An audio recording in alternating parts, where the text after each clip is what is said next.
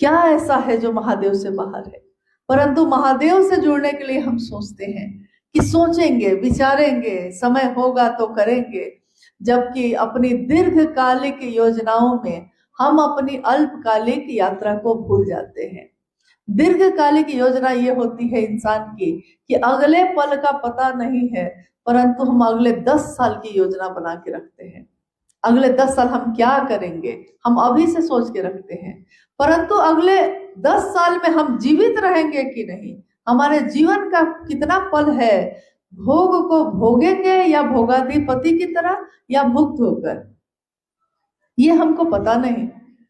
तब भी हम इस खोज में चलते रहते हैं, भटकते रहते हैं। शिव की शिष्यता एक ऐसी अद्भुत बात है जिसका संदेश लेकर आज हम लोग यहाँ भी आए। कटक की इस धरती पे आज से बहुत पहले 2013 में यहाँ शहर के थोड़ा नजदीक में सालेपुर नाम की एक जगह है, शायद आप जानते होंगे।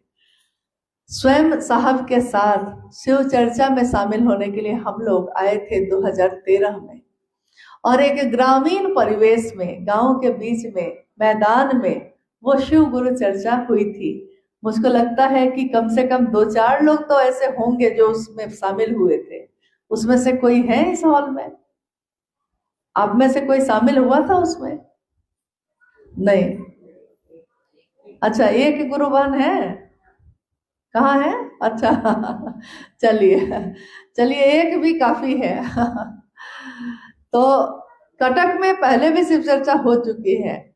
आप नहीं रहे होंगे ये अलग बात है, हम नहीं होंगे। महादेव तो उस समय भी था, महादेव तो है, महादेव तो रहेंगे, हम हो या ना हो। तो महादेव की चर्चा उस समय हुई 2011 में पुरी में, जो जगन्नाथपुर मंदिर के सामने जब सड़क से आप जाइएगा, जहां रथ यात्रा जाकर रुकती है, उस मैदान में शिव गुरु महोत्सव हुआ था 2011 में। और उस समय काफी लोग, काफी शिव शिष्य उसमें शामिल हुए थे। वहां के स्थानीय लोगों ने कहा कि हम लोगों ने पहली बार ये बात सुनी। जब हम लोग लौट कर आए होटल में, तो साहब ने कहा कि चलो महादेव का कार्यक्रम तो हो गया, अब चलो एक साधु के समाधि पे लेकर चलते हैं तुम लोग को। शाम में हम लोगों को लगा कि यहाँ पुरी में कौन से साधु हैं, और साहब ने कहा कि रामकृष्ण परमहंस के नाम को सब कोई जानता है, रामकृष्ण परमहंस के शिष्य विवेकानंद जी को भी सब कोई जानता है, परंतु रामकृष्ण परमहंस के गुरु तोतापुरी जी को कितने लोग जानते हैं? तो सारे लोग चुप हो गए।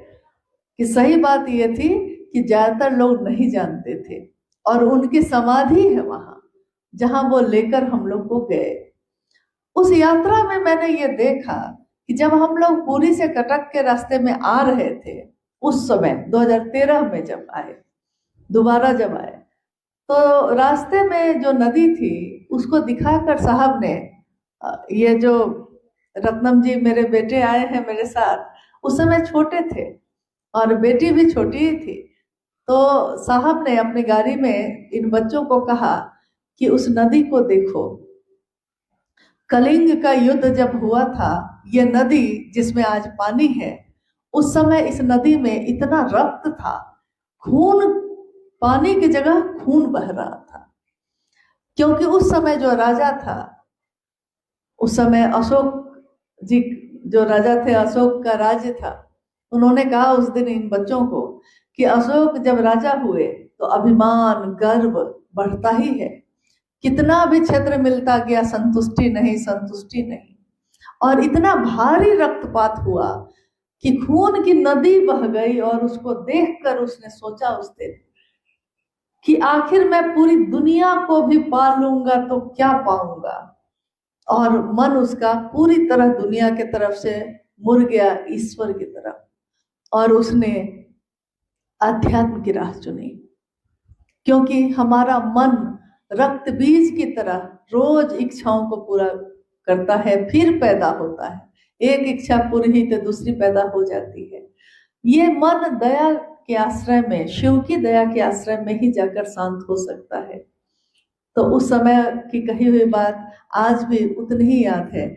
कि उस यात्रा में वो ऐसे बात कर रहे थे जैसे इस तरफ के इन इलाकों से वो कितनी बार गुजरे हैं, जिसको हम लोग नहीं जान रहे थे